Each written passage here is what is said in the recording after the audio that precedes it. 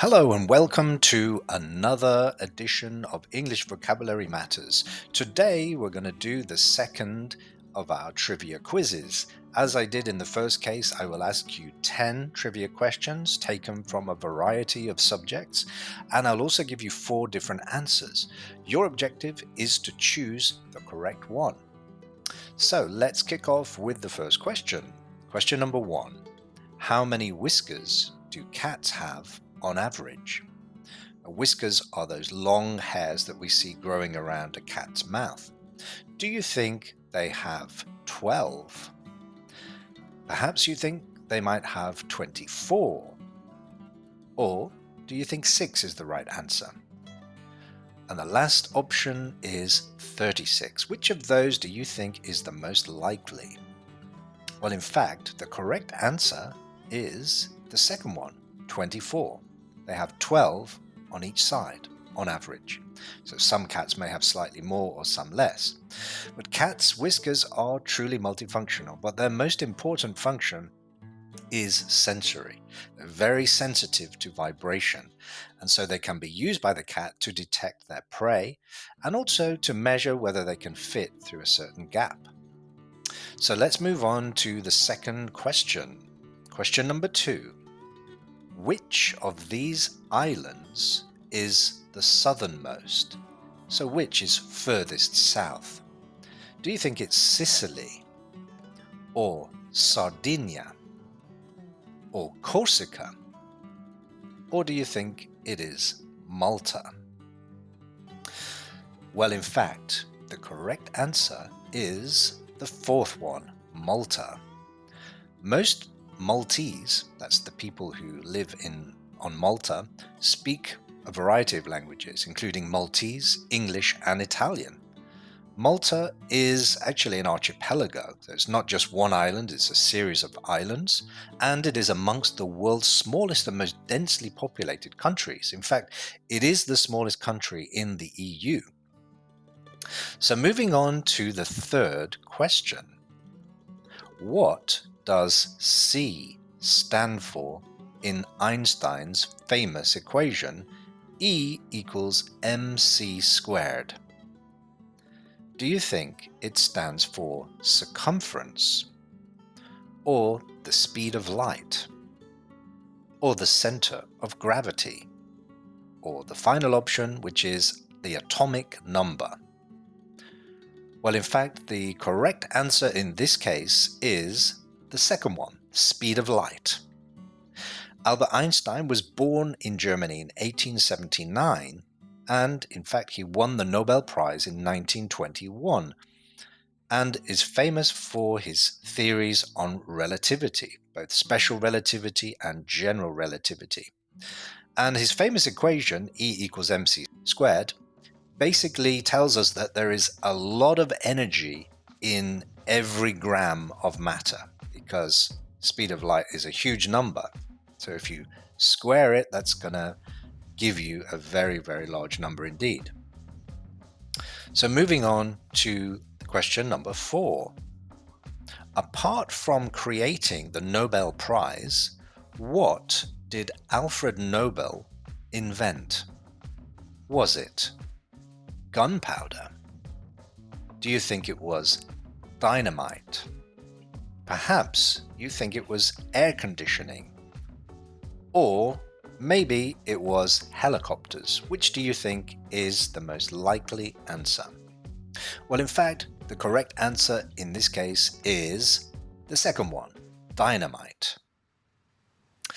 Now, Nobel Prizes are obviously awarded to individuals who achieve great things in different areas. For example, economics, there's also the Peace Prize, physics, chemistry, etc. But Alfred Nobel himself was actually quite a leading scientist of his time and owned, I think, several hundred patents. But the most important of those was his patent on nitroglycerine, which is the chief ingredient in dynamite. So moving on to question number 5, this time from the world of cinema. So which film does not feature Tom Hanks? Was it the Da Vinci Code from 2006, or Turner and Hooch from 1989? Or perhaps you think it was Castaway from the year 2000? Or finally, the final option is Rain Man from 1988.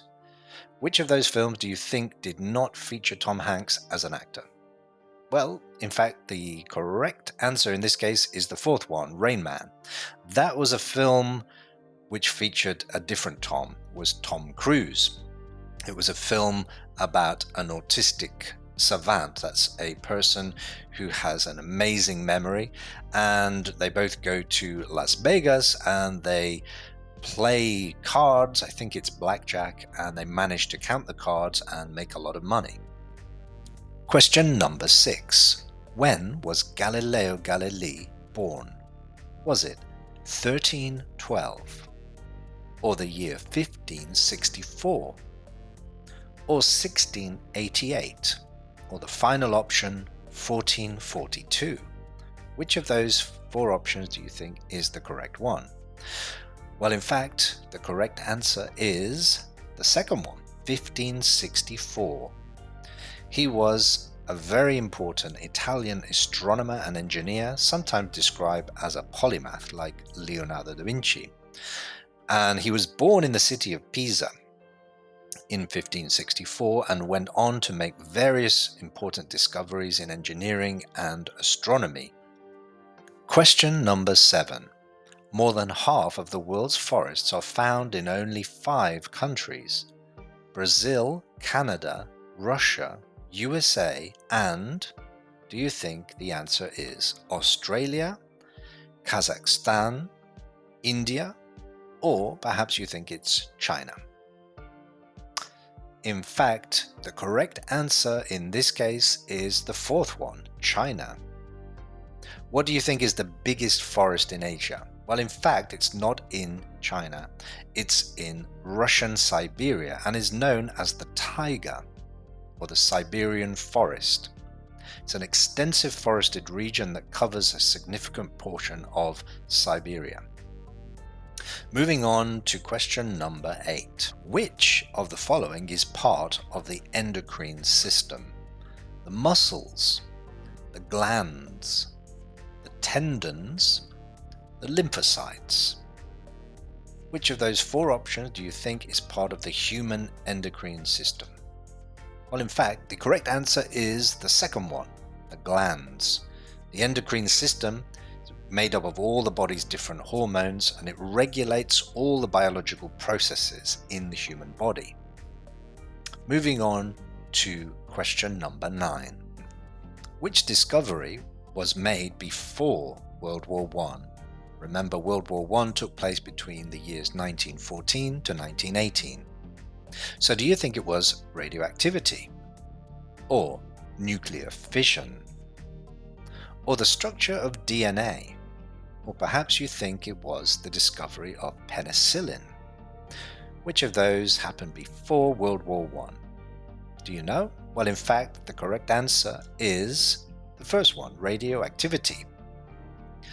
Radioactivity was discovered by Henry Becquerel in 1896.